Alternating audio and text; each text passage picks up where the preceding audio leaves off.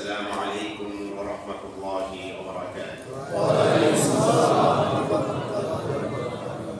الحمد لله رب العالمين، والصلاة والسلام على خاتم الأنبياء والمرسلين وعلى آله وأصحابه أجمعين، ونشهد أن لا إله إلا الله وحده لا شريك له، ونشهد أن سيدنا وسندنا وحبيبنا ومولانا محمدا عبده ورسوله. أما بعد، قال الله سبحانه وتعالى: من كان يريد حرث الآخرة نزد له في حرثه ومن كان يريد حرث الدنيا نؤته منها وما له في الآخرة من نصيب. صدق الله العظيم وصدق رسوله النبي الكريم، ونحن على ذلك من الشاهدين والشاكرين، والحمد لله رب العالمين. سبحانك لا علم لنا إلا ما علمتنا إنك أنت العليم الحكيم. اللهم صل على محمد وعلى آل محمد كما صليت وسلمت وباركت على إبراهيم وعلى آل إبراهيم إنك حميد مجيد. اللهم بارك على محمد وعلى آل محمد كما باركت على إبراهيم وعلى آل إبراهيم إنك حميد مجيد. حسبنا الله ونعم الوكيل، نعم المولى ونعم النصير، وأفوض أمري إلى الله إن الله بصير بالعباد. رب اشرح لي صدري ويسر لي أمري واحلل عقدة من لساني يفقهوا قولي. সর্বপ্রথম আমরা আল্লাহ সুবহানাহু ওয়া তাআলার শাহী দরবারে অসংখ্য শুকর এবং সাজুদ পেশ করছি যে মহান রব আপনাকে আমাকে সুস্থ সবল অবস্থায় রেখেছেন এবং 1446 হিজরির শাবান মাসের এই পবিত্র জুমায় অংশগ্রহণ করার তৌফিক এনায়েত করেছেন। এই জন্য অন্তরের অন্তঃস্থল থেকে কালিমাতুশ শুকর আদায় করে আমরা সকলেই পড়ছি আলহামদুলিল্লাহ। অসংখ্য দরুদ এবং সালামের হাদিয়া পেশ করছি আপনার আমার প্রিয় নবী, বিশ্ব নবী, বিশ্বের সকল মানুষের মুক্তির দূত, আকায়ে দো জাহান, সাইয়্যিদুল কাওনাইন, ইমামুল আম্বিয়া ওয়াল মুরসালিন, খাতামুন নবিয়্যিন, জনাব মুহাম্মদুর রাসূলুল্লাহ সাল্লাল্লাহু আলাইহি ওয়াসাল্লামের পবিত্র রূহের উপরে। সম্মানিত দিনদার পরহেজগার মুসলিম ভাই এবং বোনেরা, আমরা সর্বপ্রথম ওই দোয়াটি পাঠ করব আপনার আমার নবী রজব মাস আগমন করলে এই দোয়াটি পাঠ করতেন। আল্লাহুম্মা বারিক লানা ফি রজব ওয়া শাবান ওয়া বাল্লিগনা রমাদান। আল্লাহুম্মা বারিক লানা ফি রজব ওয়া শাবান ওয়া বাল্লিগনা রমাদান। হে আল্লাহ, রজব এবং শাবান মাসকে আমাদের জন্য বরকতময় বানিয়ে দিন এবং রমজান মাস পর্যন্ত আমাদেরকে পৌঁছান। রমজান মাসের পূর্ণ খায়র বরকত আমরা যেন হাসিল করতে পারি, সকলে বলুন আমিন। আমার প্রিয় ভাইরা, আজকে 7 শাবান, আগামী শুক্রবার 14 শাবান, আগামী শুক্রবার দিবাগত রাত পবিত্র শবে বরাত। এই জন্য শবে বরাত সম্পর্কিত বিস্তারিত আলোচনা ইনশাআল্লাহ আল্লাহ পাক বাঁচিয়ে রাখলে আগামী জুমাতে আমরা শুনতে পাবো। এই জন্য আজকের জুমাতে আমাদের বিষয় নির্ধারণ করা হয়েছে আমালু শাহরি শাবান, শাবান মাসের করণীয় আমল। এই মাসে আমাদের কি কি করণীয় সেটাই হলো আজকের আলোচ্য বিষয়। ওয়া মা তাওফীকি ইল্লা বিল্লাহ আলাইহি তাওয়াক্কালতু ওয়া ইলাইহি উনীব। আমার প্রিয় ভাইরা, বুদ্ধিমান হলো সেই ব্যক্তি যে ব্যক্তি মৌসুম বুঝে, সময় বুঝে কাজ করতে পারে, কথা বলতে পারে। আপনি দেখবেন ব্যবসায়ী যারা রয়েছে কোন মৌসুমে কোন জিনিস বিক্রি করলে ভালো লাভ হবে, কোন মার্কেট থেকে নিয়ে কোন মার্কেটে বিক্রি করলে ভালো লাভ হবে, এটা ভালো করে যারা রপ্ত করতে পারে সেই অনুযায়ী ব্যবস্থা গ্রহণ করে তারাই হলো ব্যবসায় সফলতা অর্জন করে। দেখবেন আমের মৌসুমে কিছু আমের ব্যবসায়ী তারা কি করেন, চাঁপাইনবাবগঞ্জে গিয়ে আমের বাগান কিনে ফেলে, ঢাকাতে এনে বিক্রি করে। আবার মেডিসিন যুক্ত খাবার খেতে চায় না অনেকে, এই জন্য কেমিক্যাল মুক্ত শতভাগ সাইনবোর্ড লাগিয়ে তারা আম এনে কাঁচাই বিক্রি করে ফেলে। আমের মৌসুম, লিচুর মৌসুম, ফল ফ্রুটের মৌসুম, এইভাবে তরকারির মৌসুমে ব্যবসা করছেন অনেকে। মৌসুম দেখে কাজ করে যারা, তারা ভালো ব্যবসায়ী হতে পারে। ইলেকশনের মৌসুম আসলে যারা নির্বাচিত হতে চায় তারা জীবনে কারোর সাথে কথা বলে না, দরজা করে না, একটা সমস্যা থেকে কোলাকুলি করে কিনা? অন্য সময় ধনী মানুষরা আসলেও দরজা খোলে না, এখন গরিবদের সাথে কেউ কোলাকুলি করে, সালামটা লম্বা করে দেয় যাতে করে সকলের সহানুভূতি পেতে পারে, ভোটটা পেতে পারে। যারা ছাত্রছাত্রী পড়াশোনা করে পরীক্ষার মৌসুমে তারা প্রতিটি মুহূর্ত যাতে কাজে লাগে, পরীক্ষার প্রস্তুতি গ্রহণ করতে পারে, শারীরিক মানসিকভাবে নিজেকে প্রস্তুত করে ফেলে পরীক্ষার জন্য। এরপরে পরীক্ষায় পাস করার পরে আবার বিসিএস ক্যাডারে উন্নত হওয়ার জন্য আর এক কঠিন পরীক্ষা। আমার প্রিয় ভাইরা, তো পৃথিবীর বুদ্ধিমান মনে করা হয় যারা মৌসুম বুঝে কাজ করে। তো ইবাদত বন্দেগীর আবার মৌসুম আছে বছরে, সর্বশ্রেষ্ঠ মৌসুম হলো রমজান মাস। ইবাদত বন্দেগীর সর্বশ্রেষ্ঠ মৌসুম কোনটা? আপনার আমার জিন্দেগিতে একটা রমজান বেশি পেলে, একটা রমজান ইবাদত বন্দেগী পূর্ণ হাসিল করতে পারলে আখিরাতের জগতের জন্য অনেক বড় কামাই, অনেক বড় বিষয় হয়ে গেল। এই জন্য আগামী রমজানটাকে আমরা যাতে কাজে লাগাতে পারি, এই জন্য রজব মাস থেকেই তো আমরা দোয়া করছি।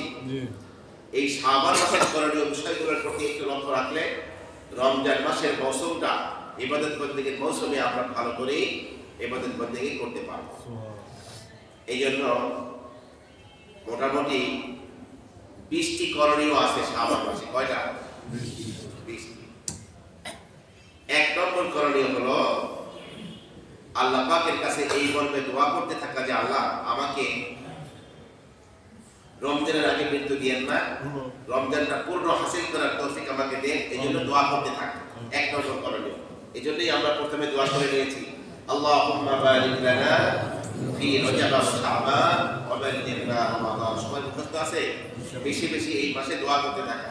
আবার আরেকবার বলেন, আল্লাহুম্মা বারিক লানা ফি রজব ওয়া শাবান ওয়া বাল্লিগনা রমাদান। হে আল্লাহ, রজব এবং শাবান মাস আমাদের জন্য বরকতময় বানিয়ে দিন এবং রমজান মাস পর্যন্ত আমাদেরকে পৌঁছান। রমজান মাস সুস্থ থেকে যেন রমজানের ইবাদত বন্দেগীগুলো করে কল্যাণ এবং ইবাদত বন্দেগীর সমস্ত আপনার রহমতগুলো হাসিল করতে পারি, আল্লাহ এই তৌফিক আমাদেরকে দান করেন। আমিন। এই দোয়া করতে থাকুন। 2 নম্বরে আল্লাহ পাক যখন আপনাকে আমাকে সুস্থ অবস্থায় রমজান মাস মিলিয়ে দিবেন, রমজান মাস পাওয়ার পরে, নিয়ামত পাওয়ার পরে শুকরিয়া আদায় করতে হয়। কথা বলে কি করতে হয়? শুকরিয়া আদায় করতে হয়। কত মানুষ রমজানের আগেই মারা গেছে, মারা যাবে, আমাকে যে আল্লাহ পাক উঠিয়ে না নিয়ে আরেকটু সুযোগটা দিলেন, এই জন্য আমরা কি করব? আল্লাহ পাকের দরবারে শুকরিয়া আদায় করব যদি রমজান মাস পেয়ে যায়। তারপরে আমার প্রিয় ভাইরা, 3 নম্বর হলো দায়িত্ব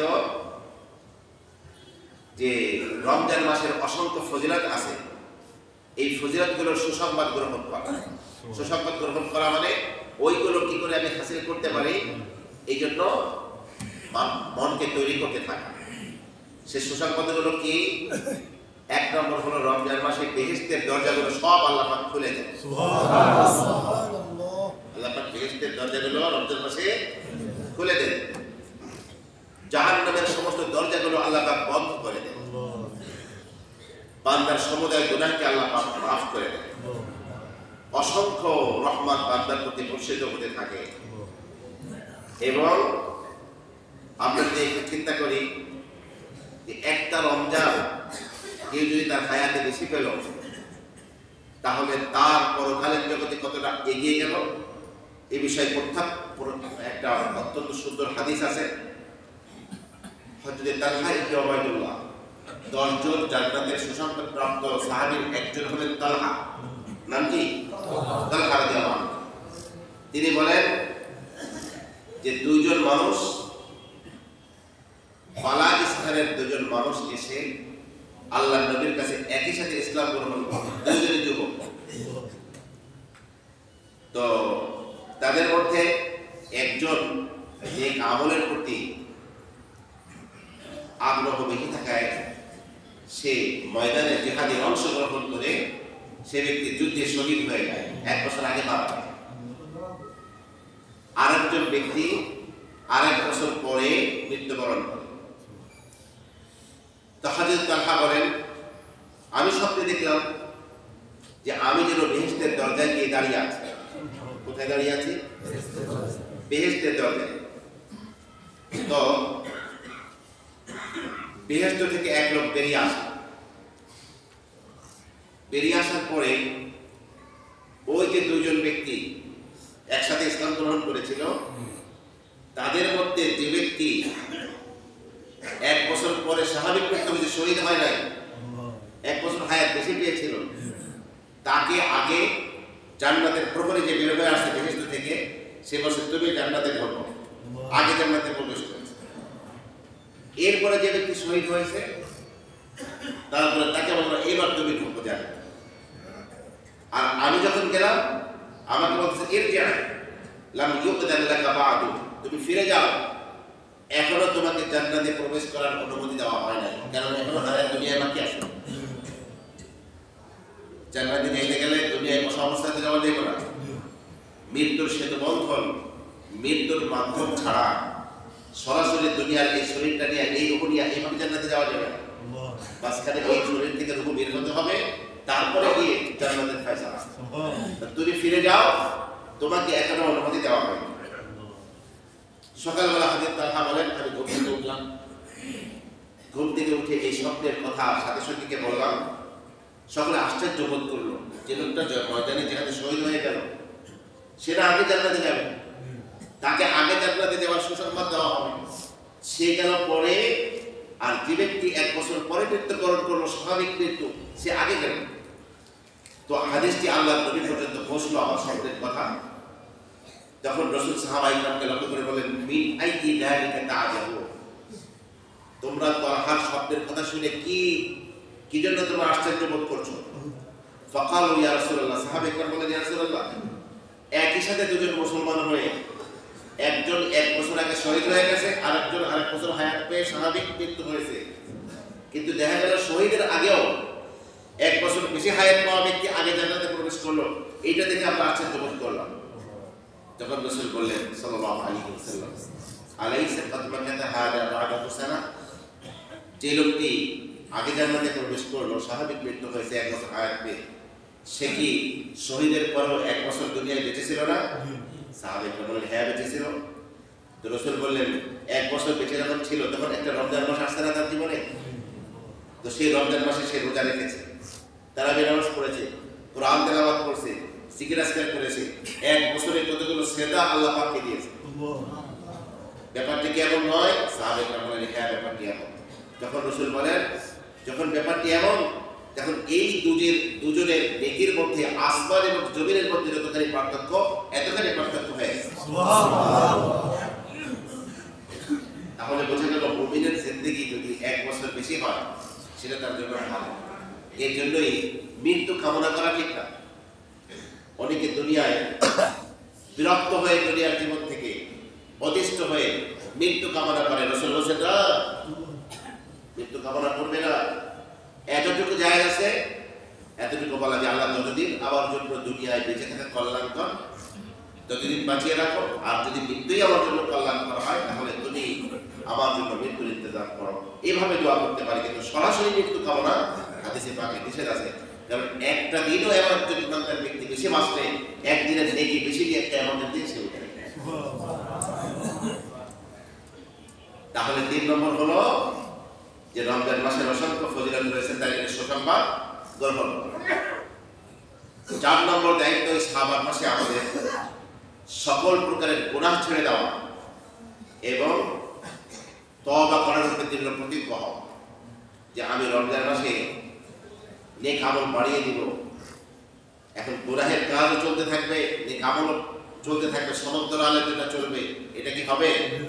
সারা রাত মাছ ধরলেন, মাছ ধরার পরে যে পাত্র রাখলেন সেই পাত্রের নিচের অংশ ছেঁড়া, ব্যাগের মধ্যে রাখলেন, ব্যাগের ওই পাশ খোলা, সকালবেলা উঠলে কি ব্যাগ ভরে যাবে দেখবেন নাকি ব্যাগের মধ্যে একটাও নাই? তো গোনাও যদি চলতে থাকে, নেক আমল চলতে থাকে, তাহলে এইভাবে প্রাপ্তির স্থান শূন্য এবং ফাঁকা হয়ে যায়। এই জন্য নেক আমল যদি আটকে রাখা যায়, আমার গোনা যেন নেক আমলকে খেয়ে না ফেলে, এই জন্য সর্বান্তকরণে গোনাকে ছেড়ে দাও।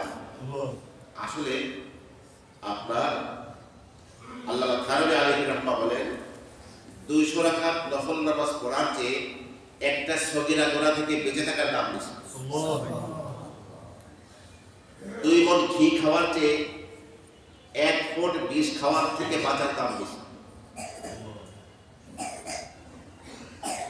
কারণ ঘি খাইলে স্বাস্থ্য ভালো হবে, সব ঠিক আছে, কিন্তু পাশাপাশি আবার 1 ফুট বিষ খেলে তো জীবনটাই শেষ হয়ে যায়।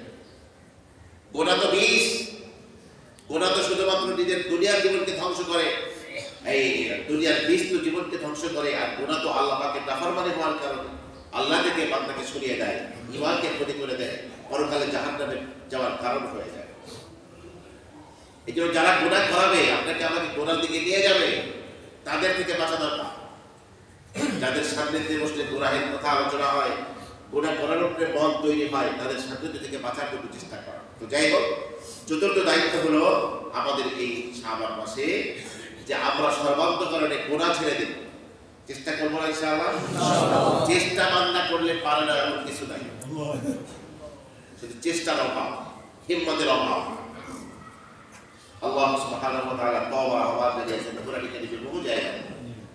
আল্লাহ পাক সূরা নূরের মধ্যে বলেন, ওয়াতুবু ইলাল্লাহি জামিআন আইয়ুহাল মুমিনুনা লাআল্লাকুম তুফলিহুন। হে ঈমানদারগণ, মুমিনগণ, আল্লাহর কাছে সকলেই তোমরা তওবা করো, আশা করা যায় তোমরা সফলতা অর্জন করবে। দুনিয়া আখিরাতের সফলতা হাসিলের জন্য তওবা হলো সবচেয়ে গুরুত্বপূর্ণ বিষয়। 5ম দায়িত্ব হলো এই শাবান মাসেই রমজান মাস থেকে উপকৃত হওয়ার জন্য পূর্ব একটা পরিকল্পনা নিয়ে রাখা। এখন থেকে যারা কোনো বড় কাজ করতে যান, তাদের একটা পরিকল্পনা থাকে, আমি এইভাবে কাজগুলো করবো, একটা ছক আগে তারা জেনে নেব। তেমনি ভাবে আমরা যারা রমজান মাসের পূর্ণ খায়র বরকত হাসিল করতে চাই, তাদেরও একটা পরিকল্পনা নিয়ে আগাতে হবে। আখিরাতের এই আমলের জন্য এই পরিকল্পনা, পরিবারের জন্য সময় কতটুকু দিব, পড়াশোনা কতটুকু করব, কোন কাজ কতটুকু করব।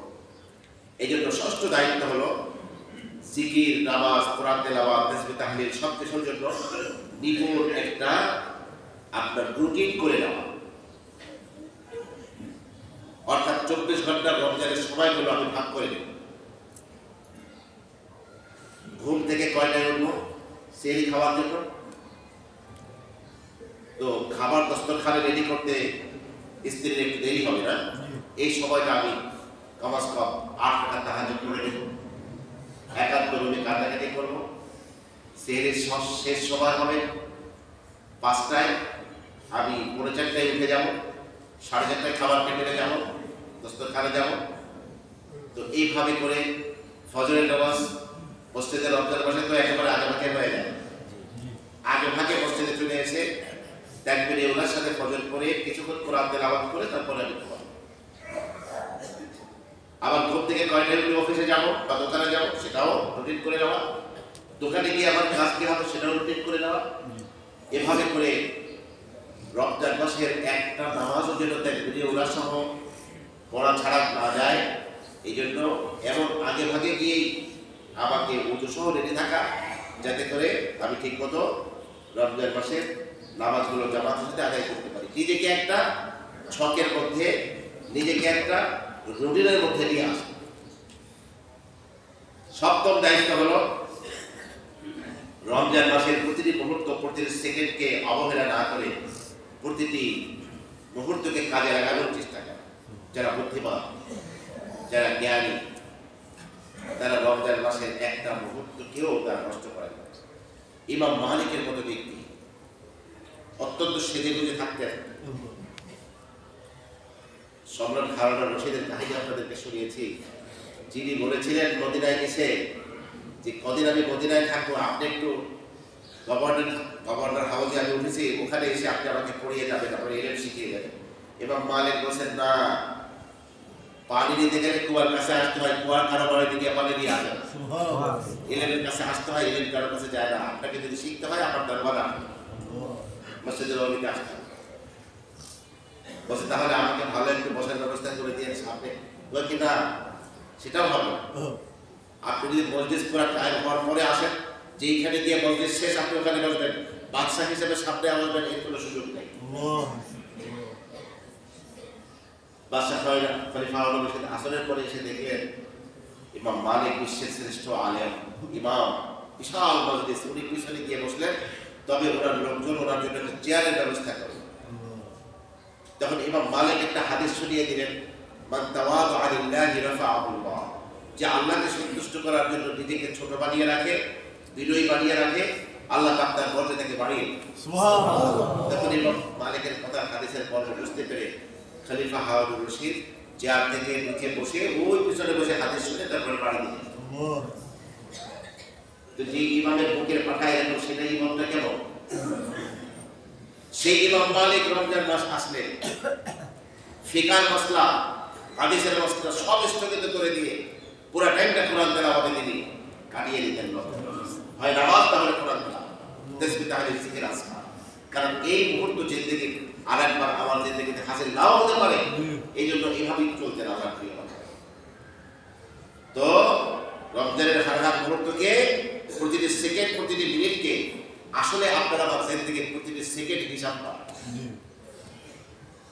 কোরআন শরীফে আল্লাহ সূরা মারিয়ামের মধ্যে বলছেন, দুইলাহু বা'দা, আমি তাদের ব্যাপারগুলোকে গণনা করে সমান করে রেখেছি। ইবনে সাব্বাক নামক তাফসীরকারক বলেন, মানুষের শ্বাস ও নিঃশ্বাস এটা হিসাব করা। ৬০, ৭০ আর ৮০ বছরের জিন্দেগিতে আমি আপনি কয়টা শ্বাস নিঃশ্বাস নেওয়ার সুযোগ পাবো, এটা আল্লাহ পাকের খাতায় লেখা। সর্বশেষ শ্বাসটা শেষ হওয়ার পরে আর একটা নতুন শ্বাস নেওয়ার সুযোগ আপনাকে আমাকে দেওয়া হবে না। গোটা পৃথিবীর ডাক্তারদেরকে ভর্তা বানিয়ে ট্যাবলেট বানিয়ে খাইলেও একটা খায় ১ সেকেন্ড বেশি পাওয়া যায়। তাই বলে চিকিৎসা না নিতে আমরা বলছি না, চিকিৎসা নিতে হবে ঠিকই, কিন্তু বাস্তবতা হলো এই, আচ্ছা ডাক্তাররা কি বলা যায়? ডাক্তাররা বলা যায়? ডাক্তাররা অসুস্থ হয়? তাহলে চিকিৎসা বিজ্ঞানীরা বলা যায়? সর্বকালের সর্বশ্রেষ্ঠ চিকিৎসা বিজ্ঞানী মনে করা হয় ইবনে সিনাকে। ইবনে সিনা এরকম ওষুধ বানাইছিল, ১ ফুট ১ বালতি পানির মধ্যে দিলে পানিটা পাতল হয়ে যায়। আর ১ ফুট ওষুধ বানাইছে, পাথরের উপরে ১ ফোঁটা দিলে পাতল করলা পানি হয়ে যায়। আচ্ছা ইবনে সিনা মারা গেছে না আছে দুনিয়ায়? এত বড় চিকিৎসা বিজ্ঞানী আমার বললো কেন? চিকিৎসা বিজ্ঞান রোগের প্রতিষেধক করতে পারে, কিন্তু মৃত্যু নামক রোগের কোনো ঔষধ নাই। রোগ কিনতে পাওয়া যায় না। মৃত্যুর সময় এক সাহিত্যিক ব্যক্তি বাংলাদেশে, তাকে আমরা চিনি, ছেলেমেয়ের এবারে দেখতো বাবা না রোগ কিনতে পাওয়া যায় কিনা? হ্যাঁ, মনে করছে কিডনি যেমন কিনতে পাওয়া যায়, হ্যাঁ প্রতিস্থাপন করা যায়, রোগ করে কিনতে পাওয়া যায়। আমারটা বেড়ে গেলে এইটা আমার ভিতরে ঢুকাই দিবি যাতে আমি বাঁচতে পারি। রোগ কি কিনতে পাওয়া যায়? শুনেছেন আমার প্রিয় ভাইরা? তাহলে আপনারা আমার জিন্দেগির হার মুহূর্ত যেহেতু হিসাব করা, সেকেন্ড এবং মিনিট হিসাব করা, এই জন্য প্রতিটি মুহূর্ত কাজে লাগাবার জন্যই চেষ্টা করা। বিশেষ করে কল্যাণের মৌসুম পবিত্র রমজান মাস, এর একটা মুহূর্ত যেন অবহেলায় গল্প গুজারি করে নষ্ট না হয় সে ব্যাপারে যত্নশীল থাকে। এরপরে রমজান মাস যখন এসে যাবে ইবদাত কুওয়াতিন ওয়া হিম্মাতিন ওয়া নাশাতিন, পূর্ণ শক্তিমত্তা দিয়ে পূর্ণ হিম্মত সহকারে ইবাদত বন্দেগীর ময়দানে ঝাঁপিয়ে পড়া। এবং শুরু থেকেই নিজেকে খুব বেশি অলস, বেশি ঘুমিয়ে রাখার জন্য চেষ্টা করা যাবে না, কারণ ভাই কবরের মাটিতে কমাস কম 40,000 বছর ঘুমানো যাবে। সর্বশেষে যে লোকটি মৃত্যুবরণ করবে সেই লোকটির মৃত্যুবরণ করার পরে 40,000 বছর ওই লাশ অবস্থায় কবরে থাকবে, তারপরে ইসরাফিল সিংহায় ফুৎকার দেবে, তারপরে কিয়ামতের ময়দান কায়েম হবে। তাহলে কবরে ঘুমানো যাবে কত বছর? দুনিয়ায় একটু কম ঘুমিয়ে ঘুমটা কবরের লেগে রেখে দেয়, আর এই কবরের ঘুমটা যদি নবদুলহানের মতো ঘুমটা হয়, সেজন্য কি করা? বুদ্ধিমান যারা সেই চেষ্টাই করে। এক লোক সারাদিন রাত চেষ্টা করে, ইবাদত বন্দেগী করে, ঘুমায় কম, তার মেয়ে বাবার জন্য খুব মায়া রাখছে যে আপু তুমি নিজের উপরে একটু দয়া করতে পারো না, সারাদিন শুধু নামাজ কালাম কোরআন দেওয়া, তোমার শরীরের উপরে একটু দয়া করো। তোর মেয়েকে বলতেছে বাবা যে মা এই শরীরটাকেই বড় আরামে রাখার লাগে কিন্তু এই ইবাদত বন্দেগী যেগুলো করতেছে, আজকে কয়টা দিন কষ্ট করলে অনন্তকাল এই শরীরটা আরামেই থাকবে।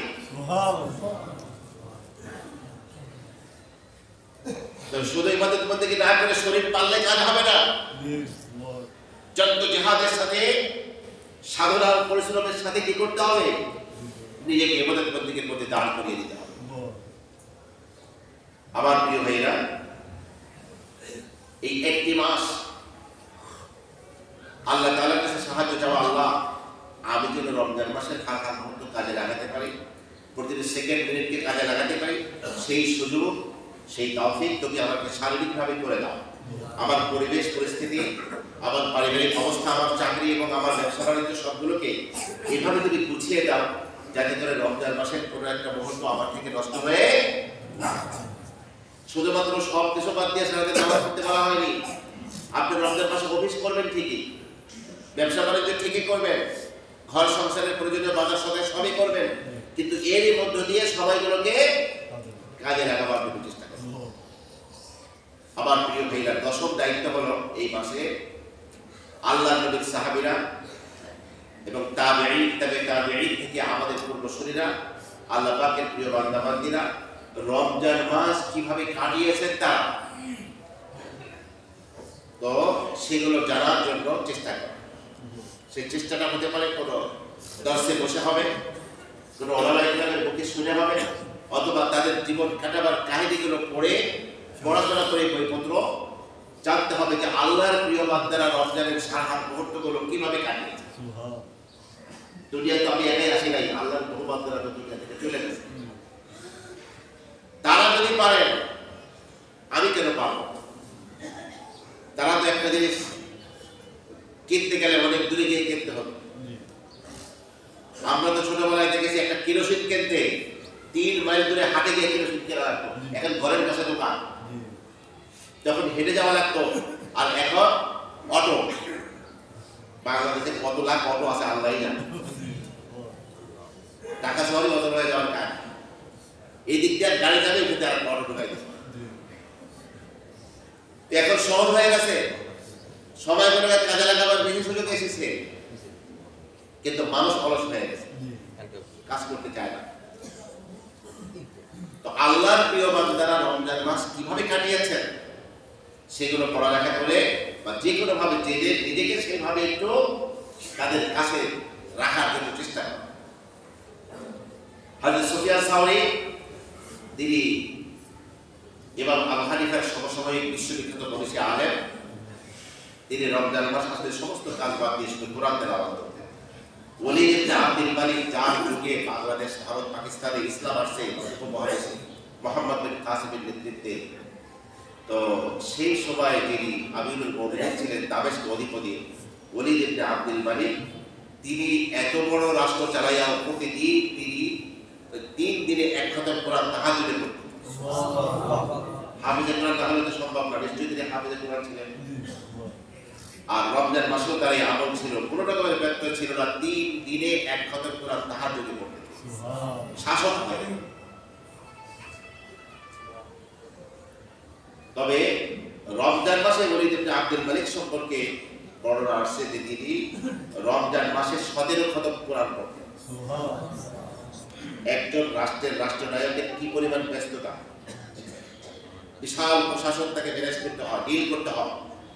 এই বিশাল প্রশাসনকে ম্যানেজ করে 17 খতম কোরআন এক মাসে পড়া অত্যন্ত কঠিন ব্যাপার না। যখন হিম্মত থাকে আল্লাহ সময়ের মধ্যে বরকত দিয়ে দেন, তৌফিক আল্লাহ পাকে দিয়ে দেন, কিন্তু হিম্মতই করতে চাই না। ইমাম শাফি রমজান মাসে 60 খতম কোরআন পড়তেন। কত 4 ইমামের মধ্যে ইমাম শাফি হচ্ছেন কুরাইশ বংশের, রাসূলের বংশে, যার কবর মিশরে আছে ইমাম শাফি। এই জন্য মিশরের মানুষরা বেশিরভাগ শাফি বাজাবে। ইমাম শাফি রাহমাতুল্লাহ আলাইহি রমজান মাসে কয় খতম কোরআন পড়তেন?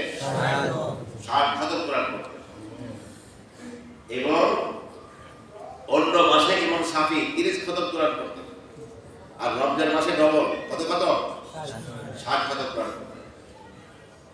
ইমাম মুহাম্মদ ইবনে ইসমাঈল আল-বুখারী, যিনি বুখারী শরীফের কিতাব লিখছেন, 7000 হাদিসের এই কোরআনের পরেই পৃথিবীর সবচেয়ে বিশুদ্ধ গ্রন্থ, এই কিতাবের লেখক মুহাম্মদ ইবনে ইসমাঈল বুখারী, তিনি রমজান মাসের দিনে প্রতিদিন 1 খতম কোরআন পড়তেন। আর তারাবির পরে প্রত্যেক 3 রাতে 1 খতম দিতেন, মানে দিনে 1 খতম আর 3 রাতে 1 খতম। তারাবির পরে তিনি ঘুমোতেন না। এই রমজান মাসের রাতে তো আরব জাহানের বহু রাষ্ট্রের ছেলেমেয়ে ঘুমায়। রমজান মাসে তো ঘুম কিসের আবার রাখতে পারে? রমজান মাসে বাইতুল্লাহ শরীফে অথবা মদিনা মসজিদে নববীতে ইতিকাফ করতে গেলে দেখা যায় ঘুম বলতে কোনো প্রোগ্রাম নাই। 9টায় তারাবি দাঁড়িয়ে গেল, তারাবি ধীরে ধীরে তেলাওয়াত করে তারাবি করতে 2 ঘন্টা লাগে তারাবি করতে। আমরা বাংলাদেশের মধ্যে খালি করে যায়, হাফেজ সাহেব 5 মিনিট পড়লো, একটু দেরি করলে যদি দেখছো হাফেজ সাহেব করে পিয়াসা যিনি হাফেজ রেলগাড়ির মতো পড়তে পারে, এখানে হাফেজ। আল্লাহ পাকের কোরআনের এক একটা শব্দ বছরের শুনবো, এক একটা অক্ষর, এই তৌফিকও হয় না। আর হাফেজ সাহেবও সেই সুযোগ দিয়ে ঘন ঘন তেলাওয়াত করেন, কোনো দরকার নাই। প্রত্যেকটি অক্ষর স্পষ্ট বোঝা যাবে তো কি হবে। কারণ নামাজের মধ্যে দাঁড়িয়ে তেলাওয়াত করলে বা শুনলে হলো 100 নেকি। কত নেকি?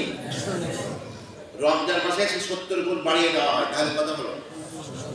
100 এর 70 দিয়ে গুণ করলে কত হয়? সেইটা যদি আমার হারামে মক্কা মুকাররমায় হয়, বাইতুল্লাহ শরীফের আশপাশে বা বাইতুল্লাহ শরীফের মধ্যে, এর উপরে 1 লক্ষকে গুণ দিতে হবে। এই 7000 কে 1 লক্ষ দিয়ে গুণ করলে কত হয়? ক্যালকুলেটরে ধরবো? এটা কম করে সেই নেই। আপনি নামাজের মধ্যে শোনেন অথবা পড়েন, এই জন্য যাদের তৌফিক থাকে রমজান মাসে আল্লাহর ঘরটা একটু ঘুরে আসার চেষ্টা করা। সবাই খালি টাকা কোটে কত জমলো, কিন্তু আখিরাতে দেখে কি পরিমাণ জমলো সেইটা করার নেই। তো যাই হোক, 11 নম্বর দায়িত্ব হলো শারীরিক এবং মানসিক ভাবে রমজান মাসকে অভ্যর্থনা জানাবার জন্য প্রস্তুত হয়ে থাকে।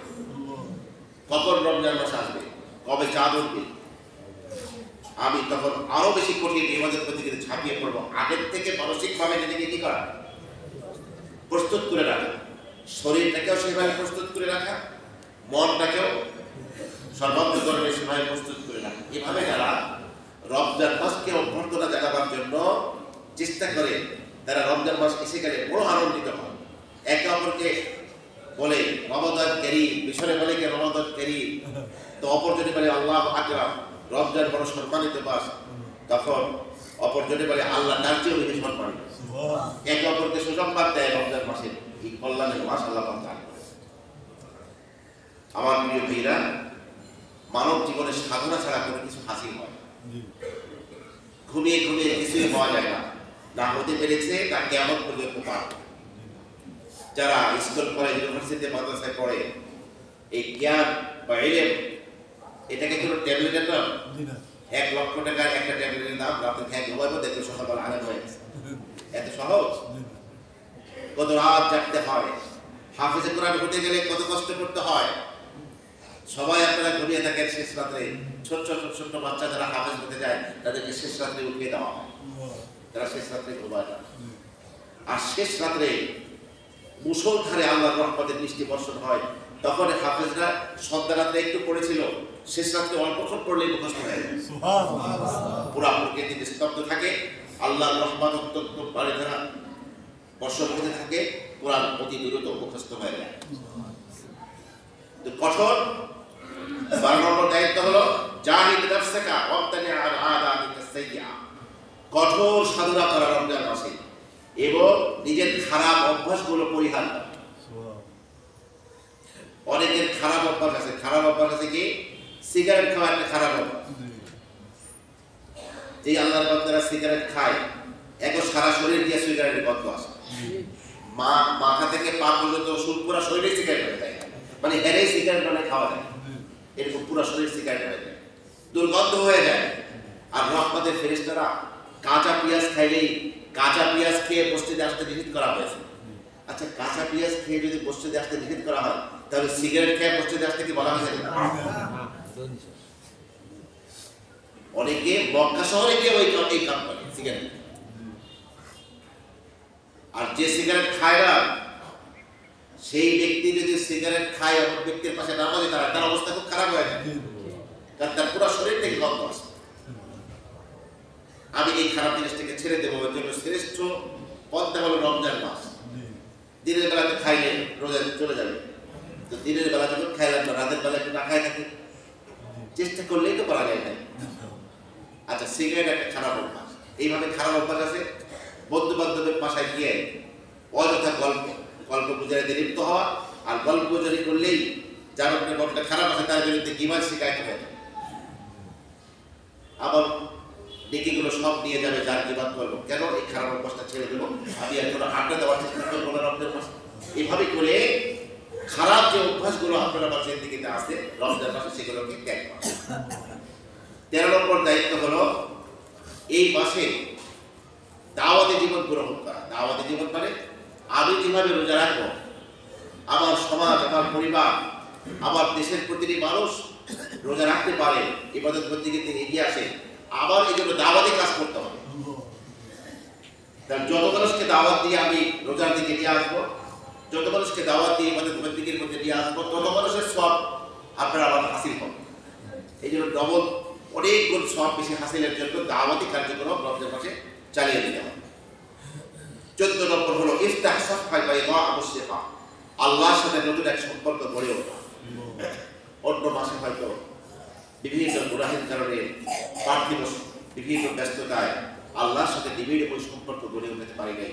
রমজান মাসে যেহেতু ইবাদত বন্দেগীর মৌসুম, এভাবে না খেয়ে থাকার, রোজা রাখার মৌসুম, আল্লাহর সাথে সম্পর্ক নিবিড় করার সোনালী মৌসুম হলো রমজান মাস। এই মাসে আল্লাহর সাথে সম্পর্ক নির্মাণের জন্য প্রতিদিন তাহাজ্জুদ পড়ে শেষ রাতে কান্নাকাটি করা, তারপরে তাহাজ্জুদ, তারপরে গিয়ে সেহরি খাওয়া, এভাবে আল্লাহর সাথে সম্পর্ক মজবুত করার জন্য চেষ্টা করা। 15 নম্বর দায়িত্ব হলো রমজান মাস বছরে কয়টা মাস?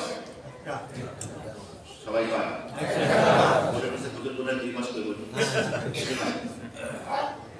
রমজান মাস বছরে কয়টা?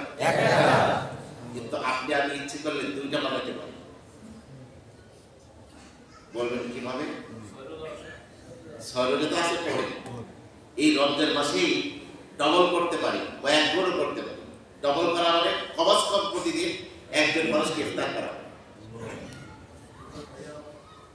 একজন মানুষকে কি করাবো? ইফতার করাবো, আমার হালাল উপার্জন থেকে।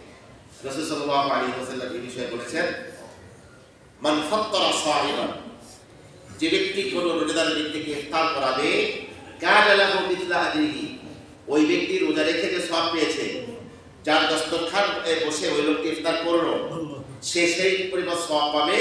তবে গায়রা আল্লাহ ইয়াকুসা মিন আইয়িস সাইমি শাইআন, যে ব্যক্তি আরেকজনের দস্তরখানে ইফতার করলো, তার সওয়াব কোনো কিছু না করিয়েই আল্লাহ পাক যিনি ইফতার করালেন তাকে আল্লাহ পাক ওই পরিমাণের একটা সওয়াব দান করবেন। সুবহানাল্লাহ। তাহলে আমি যদি প্রতিদিন রমজান মাসে 30টা যদি হয়, 30 জন মানুষকে ইফতার করাতে পারি, তাহলে পুরা রমজান মাসে রোজা রেখে দিয়ে সওয়াব পাইলাম। এক মাসের সওয়াব হলো একটা রমজানের 1 মাসে, আর একজন মানুষকে ইফতার করালে 2 মাসের। এখন 12 জন মানুষকে ইফতার করালে পুরা বছর ইফতারের সব, রমজান রোজা রাখার সব হয়ে গেল। আর যদি এর চেয়েও বেশি করাতে পারে আরো ভালো, কিন্তু সেখানে কোনো সুনাম সুখ্যাতির কোনো ইচ্ছা না হয়, কেবলমাত্র কাকে সন্তুষ্ট করার জন্য। এই জন্য একটু আপনাদের কাছে বলবো, রাজধানীর মানুষ হিসেবে ভালো কামাই করেন, ভালো খান, ভালো ইফতার করেন, কিন্তু গ্রামগঞ্জের দুঃখ দুর্দশা কবলিত এরিয়ায় আপনার আমার বাড়ি, গ্রামের মানুষদের হরেক রকম ইফতার করার সুযোগ অর্থনৈতিক কারণেই থাকেন। আপনি এই ভালো নিয়াত দিয়ে যদি নিজের পরিবার পরিজন যারা আছে, আপনজন আছে, আত্মীয় আছে, তাদের পাশাপাশি আমাদের গ্রামে তো আরো কিছু গরিব মানুষ আছে না, যাদের ইফতারের ইন্তজাম নাই, আপনি রমজানের 4-5 দিন আগে বাড়িতে গিয়ে এরকম কয়েকটা গরিব পরিবারের জন্য ইফতার কিনে দিয়ে আসবেন। ইফতারের জন্য আরো সবজি, তাদের জন্য পেঁয়াজ কিনে দিয়ে আসবেন, হ্যাঁ, তাদের ডাল কিনে দিয়ে আসবেন, তাদের জন্য ভেষজ ভাঙাই দিয়ে আসবেন, ইফতারের যে সামগ্রী খেজুর কিনে দিয়ে আসবেন। ইফতার করতে যে আইটেমস লাগে, একটা পরিবারের জন্য কতটুকু লাগে আপনার নিজের সংসার চালাতে জানেন? ওই পরিবারের একজন পরিবারকে 10টা পরিবারকে আপনি দিয়ে আসলেন, যদি দেখ দিয়ে থাকে খুব বেশি খরচ লাগে না। তো আপনি ঢাকা শহরে বসে রোজা রাখছেন, আর ওই গরিব পরিবারের সদস্যগুলো কি করছে? আপনার কেনা সামগ্রী দিয়ে ইফতার করছে, আপনি তাদেরকে ইফতার করান। তো আপনি এই ঢাকা শহরে বসেই শত শত রমজান হাজির করার সওয়াব পাবেন। যদি আপনার ইফতার খেয়ে 100 জন মানুষ কি রাখে এই রোজা ইফতার করে, শুধু ইফতার সেরে খাওয়ার নয়, আপনি শুধু ইফতার করাইছেন, রাসূল তো ইফতারের উপরে সওয়াব ঘোষণা করছেন আল্লাহর পক্ষ থেকে। তাহলে 100 জন মানুষকে যদি আপনি ইফতার করান, আপনার নিজের রোজার সওয়াবের পাশাপাশি 100টা মানুষ রোজা রাখলে যে সওয়াব, সেই সওয়াব আপনার আমল নামায় লেখা হয়। এই জন্য এত না পারলেও কমাস কম একজন মানুষকে বলেও যেন আমরা কি পাই, আমরা ইফতার করার চেষ্টা করি, তাহলে আপনার কমাস কম কেমন যেন 2টি রমজানের সওয়াব পায়। কথা কি বুঝতে পেরেছেন? 2টি রমজানের সওয়াব কি হবে? 16 নম্বর দায়িত্ব হলো এই শাবান মাসে আমাদের যে প্রতিদিন নিজের মহাসেবা করা। তারাবি পড়ার পরে, রাতের খাবার খাওয়ার পরে যখন ঘুমিয়ে পড়ি, বিছানায় শোয়ার আগে নিজের হিসাবটা নিজে নিলাম যে আমি যে রমজানের আগে রজব মাস থেকে রমজান মাস পাওয়ার প্রস্তুতি নিয়েছিলাম, শাবান মাসে আমি রুটিন করে ফেলেছিলাম, আজকের রুটিনে আমার কোনো ব্যত্যয় ঘটেছে কিনা, আমার যে কতটুকু কোরআন তেলাওয়াত করার কথা, এটি কত করেছি, 5 পারা তেলাওয়াত হয়েছে আমার এইভাবে এই কাজ করার কথা ছিল, এতবার দরুদ শরীফ পড়ার চিন্তা ছিল, এতবার লা ইলাহা ইল্লাল্লাহ জিকিরের চিন্তা ছিল, কুল হুয়াল্লাহু সূরা 10 বার একটা পড়লে তার জন্য বেশি একটা বিল্ডিং লেখা হয়ে যায়। আজকে আমি কয়বার কুল হুয়াল্লাহু সূরা পড়েছি। এইভাবে করে নিজের সমস্ত আমলের হিসাব বিকাশ নিজে দিয়ে নেওয়া, এবং যদি ত্রুটি হয় নিজেকে বলা যে আগামীকালকে যেন ত্রুটি না হয়, তুমি ঠিক মতো তোমার রুটিন মতো কাজ করার চেষ্টা করবা। যদি প্রতিদিন আপনি রমজান মাসের বিশ্রামের সময়, রাত্রে ঘুমানোর সময় এই হিসাব নিজের চালিয়ে নেই, তাহলে পরের দিনের আমল তার ত্রুটি হবে না, কারণ আবার হিসাব নিকাশে নিজের কাছে নিজে ধরা পড়ে যাবে। এই জন্য এটাকে মুহাসাবা নাফসিয়া, ব্যক্তিগত হিসাব নিকাশ, নিজের হিসাব নিকাশ দিয়ে দেওয়া। ওমর ইবনে খাত্তাব বলেন, হাসিবু আনফুসাকুম ক্বাবলা আন তুহাসাবু, কিয়ামতের দিন হিসাব নিকাশ আল্লাহ দিবেন, তার আগে নিজের হিসাব নিজে নিয়ে নাও। 17 নম্বর দায়িত্ব হলো এই রমজান মাসে ইলজামিস সুহবাতাল মুমিনা, ঈমানদার ব্যক্তিদের সান্নিধ্যে যাওয়া। যারা সত্যিকার ঈমানদার আল্লাহওয়ালা মানুষ, তাদের সান্নিধ্যে গিয়ে তারা রমজানকে কিভাবে রমজানের চর্চা করেন, কিভাবে রমজান মাসটা কাটান, তাদের সান্নিধ্যে গিয়ে দেখে নিজেই এগুলো শেখা। সান্নিধ্যের মাধ্যমে মানুষ অতি সহজেই সব কাজ শিখতে পারে।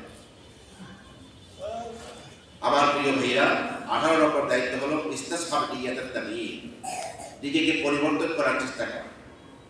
আপনার আমার জিন্দেগিকে যদি পরিবর্তন করতে চান, আপনার জন্য সর্বশ্রেষ্ঠ সহযোগী মাস হলো পবিত্র রমজান মাস। এই মাসে নিজেকে অতি সহজে ইচ্ছে করলে পরিবর্তন করতে পারে। এরপরে 19 নম্বর দায়িত্ব হলো তা'বুদুল্লাহ বিতাহদীবিল আখলাকি ওয়াস সুলুক, আল্লাহর ইবাদত বন্দেগীর মধ্যে মাধ্যমে আখলাক এবং চালচলনকে ঠিক করা। রমজান মাস আসলে না খেয়ে থাকার কষ্ট সবাই বোঝে, পানি করার কষ্ট সবাই বুঝতে পারে, রোজার মাধ্যমে গরিব দুঃখীর দুঃখ বোঝার চেষ্টা করা। এইভাবে আমার প্রিয় ভাইরা, রমজান মাসে গীবত শিকায়ত করা হয়, রমজান মাসে মিথ্যে কথা বলা হয় না, গালাগালি করা হয় না। কারণ যে ব্যক্তি রোজা রাখে তাকে বলা হয়েছে যে তুমি গাল দেবা না। যদি তোমার সাথে কেউ গালাগালি ঝগড়া করতে আসে তাহলে তুমি তাকে বলে দেবে প্রতিপক্ষকে, ভাই ভাই আমি তোমার কথার উত্তর দিতে পারবো না, আমি তোমার সাথে ঝগড়া বানাতে পারবো না, কারণ আমি রোজা রেখেছি। নিজেকে রোজাদার ঘোষণা করা, তাই না? তাহলে এর দ্বারা হলো কি, ঝগড়ার মতো একটা নিকৃষ্ট আমল থেকে, নিকৃষ্ট কাজ থেকে বাঁচার চেষ্টা করলাম। এই জন্য আপনার ইবাদত বন্দেগীর মাধ্যমে কি করা, আখলাককে পরিবর্তন করা, চাল চলনকে ঠিক করা।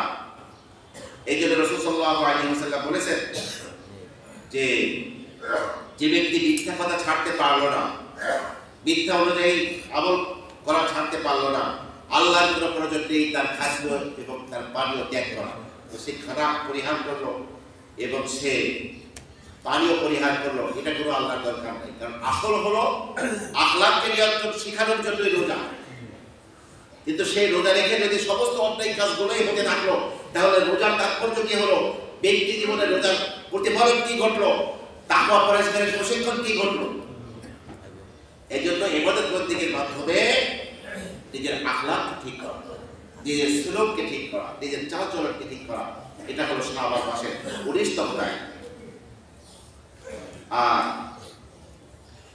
20 নম্বর দায়িত্ব হলো রমজান মাসে কোরআন তেলাওয়াত জিকিরের পাশাপাশি নিজেকে দিয়ে অনেক কল্যাণের কাজ করিয়ে নেওয়া। যেমন যাদের উপরে যাকাত ফরজ হয়েছে, আমরা বাংলাদেশের মানুষরা এবং গোটা বিশ্বই সাধারণত যাকাত দেয় কোন মাসে? রমজান মাসে। সরকার ফিতর তো রমজানের শেষে দেওয়া ওয়াজিব, কিন্তু যাকাতটাও মানুষ দিয়ে দেয় রমজান মাসে। এইভাবে করে একটা মানুষের প্রয়োজনকে পূর্ণ করে। রাসূলুল্লাহ সাল্লাল্লাহু আলাইহি ওয়াসাল্লাম বলেন, লা ইয়ামশিয়া আহাদুকুম মা আখিহি ফি কাদাই হাজাতিন, যে ব্যক্তি কোনো একজন মুসলমান ভাইয়ের কোনো একটা প্রয়োজন পূর্ণ করার জন্য তার সাথে চলবে, যাবে, এটা আমার এই মসজিদে নববী, মদিনা মুনাওয়ারায় আল্লাহর নবীর মসজিদের নাম কি? মসজিদে নববী। এই মসজিদে নববীতে 2 মাস ইতিকাফ করলে যে সওয়াব, একটা মুসলমান ব্যক্তির কোনো একটা প্রয়োজনকে পূর্ণ করলে আল্লাহ পাক তাকে সেই সওয়াব দান করবেন। সুবহানাল্লাহ। রমজান মাসে সেই কাজগুলো করা, যাতে করে আমার সওয়াবটা খুব বেশি হাসিল হয়। এইভাবে নিজের পরিবার পরিজনের মধ্যে কাজের মানুষ আছে, ঘরের কাজের মেয়ে, দোকানের কর্মচারী, এদের কাজের বোঝাকে হালকা করে দেওয়া। প্রতিদিন কাজের মহিলা অন্য মাসে তার বাসায় চলে যায়, একবারে রাতের খাবার রান্না বান্না করে। আপনি রমজান মাসে একটু তাকে আসার করে দিলেন, বলেন ইফতার বানানো হয়ে গেছে, তোমাকে ইফতার দিয়ে দিচ্ছি, তুমি তোমার স্বামী তোমার বাচ্চা কাচ্চা ইফতার করো, তাকে ইফতার দিয়ে দিলেন। তাকে অন্য দিন সন্ধ্যা 7টায় মাগরিবের নামাজের পরে রমজান মাসে ইফতার বানিয়ে আসরের সময় তাকে ছেড়ে দিলেন, একটু হালকা হয়ে গেল। দোকানের কর্মচারীদের ব্যাপারেও অন্যদিন আপনার দোকানে একেবারে সকাল 8টায় এসে খুলতে হয় বা 9টায় খুলতে হয়, রাত 10টা 11টা পর্যন্ত। কিন্তু যে ব্যক্তি আপনার কর্মচারী, তার তো রোজা আছে নাকি নাই? কর্মচারীদের কি রোজা থাকা লাগে না? তাদের ইফতার করার ব্যাপার আছে কিনা? বাল বাচ্চা সহ ইফতার করার আনন্দটা আছে কিনা জীবনে? তার তো তারাবি আছে। এই জন্য তাকে একটু আগে ভাগে ছেড়ে দাও। এখন বলবেন হুজুর তাহলে তো ব্যবসা লাটে উঠবে, কিছু বললেই খালি এটা লাঠি উঠবো না। যেই আল্লাহর জন্য আপনি আপনার কর্মচারীকে এতটা ছেড়ে দিবেন, এতটা লাঘব করবেন কাজে, সেই আল্লাহই আপনার দোকানের ব্যবসায়, সেই আল্লাহই বরকত দিবেন। সুবহানাল্লাহ। রিজিক তো জমিনে না, রিজিক তো আসমানে। অফিস সামাই রিজকুকুম ওয়া মা তুআদুন। আল্লাহ বলেন আসমানে তোমাদের রিজিক, তোমাদের সাথে যে ওয়াদা করা হয় সব আসমানে। কিন্তু ঈদুল ফিতরে সবাই জামা কাপড় কেনে, সবাই ঈদের সামগ্রী কেনে, যে কর্মচারীদের বোঝাকে হালকা করা হয় না ডবল করা হয়? ডবল হিসাবে কি তাদের ডবল বোনাস দেয়? খবরদার, বান্দাদের হক নষ্ট করার চেষ্টা করবো না। কর্মচারী ওরাও মানুষ, ওদেরও আনন্দ করতে পারে, হাসি আনন্দ করতে পারে। আপনি দোকানদার, বিরাট টাকা ইনকাম করলেন রমজান মাসে, একটা ইনকামের অংশ তাকে দেওয়া দেন, বড় একটা কিছু তাকে দেওয়া দেন, ও খুশি থাকে, ও তো আপনার কর্মচারী, ও যদি খুশি থাকে তাহলে আপনারই তো লাভ। এই জন্য অনেক উন্নত বিশ্বে অনেক বুদ্ধিমান ব্যক্তিরা তারা কর্মচারীদেরকে এমডি, তারা যে জিএম রাখে বা ম্যানেজার রাখে, তাকে বলে ভাই তোমার তো বেতন 1 লাখ কিন্তু আমার ইনকামের 10% তোমার। কেন বলে এটা? যে সে এক তো কাজ সুন্দর করে করবে, পাশাপাশি যতটুকু লাভ হবে মাসের শেষে হিসাব করে 1 কোটি টাকা ইনকাম হলে 10 লাখ সে দিয়ে যাবে, 10 লাখ টাকা দিব কিন্তু তার মেধাবী আমি 1 কোটি টাকা ইনকাম করবো, অসুবিধা কি আমার? এই জন্য আমাদের আপনার কল্যাণের কাজ করা এটাই, যে আপনার আমার অধীনস্থ যারা তাদের উপরে কাজ হালকা করা এবং সকলের সাথে সবাই যাতে সামাজিকভাবে আমরা সুন্দরভাবে রমজান মাস কাটাতে পারি, এই জন্য সকলের প্রতি সহমর্মিতা এই পবিত্র মাস হলো পবিত্র রমজান মাস। আমার প্রিয় ভাইরা, খুতবার এই শেষের দিকে আপনাদের কাছে বলবো একটি কথা, যে 14ই ফেব্রুয়ারি একটা পচা দিবস আছে, জানেন তো? কি পচা দিবস? ভালোবাসা দিবস, জাহান্নামে যাওয়ার দিবস না, হারাম কাজের দিবস বানিয়েছে পাশ্চাত্য জগৎ।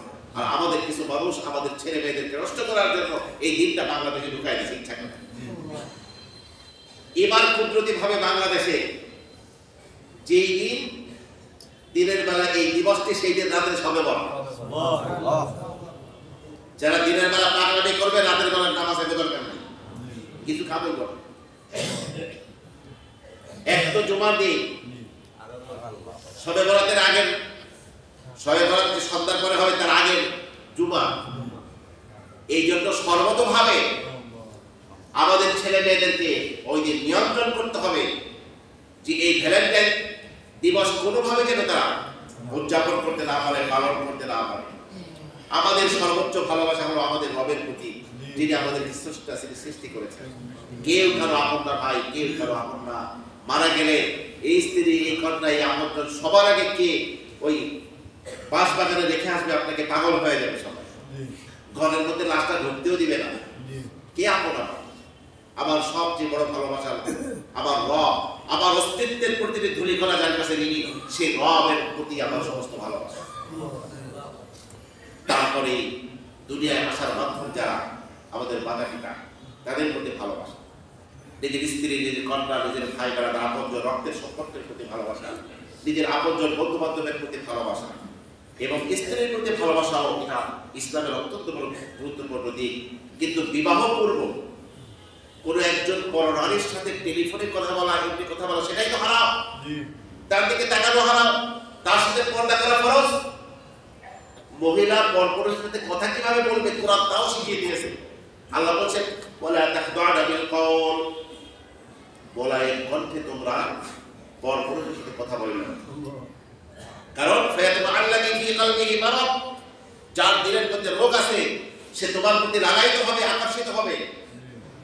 তবে মহিলাদেরও কখনো কখনো কর্মক্ষেত্রে কথা বলতেই হয়, কথা যদি বলতেই হয় ওয়াকুলনা কাওলান মা'রুফা, সঙ্গত যতটুকু কথা অতটুকু বলে শেষ করে ফেলবে। খবরদার এই অন্যায় জীবন যাতে আমাদের সমাজ, আমাদের রাষ্ট্রে কেউ পালন করতে না পারে, আমরা সর্বতভাবে চেষ্টা করবো ইনশাআল্লাহ। এবং সকলেই আগামী জুমায় প্রস্তুতি নিয়ে আসবো ইনশাআল্লাহ। শবে বরাত সম্পর্কিত যে আমল করণীয় বর্জনীয়, সেই আমল ইনশাআল্লাহ আগামী জুমাতে আমরা শুনবো। আল্লাহ পাক পরওয়ারদিগারে আলম পবিত্র শাবান মাসের করণীয় যে আমল সম্পর্কে আমরা শুনলাম, আল্লাহ পাক এর উপরে পূর্ণাঙ্গভাবে আমল করার তৌফিক আপনাকে আমাকে গোটা পৃথিবীর মুসলিম উম্মাহকে দান করুন।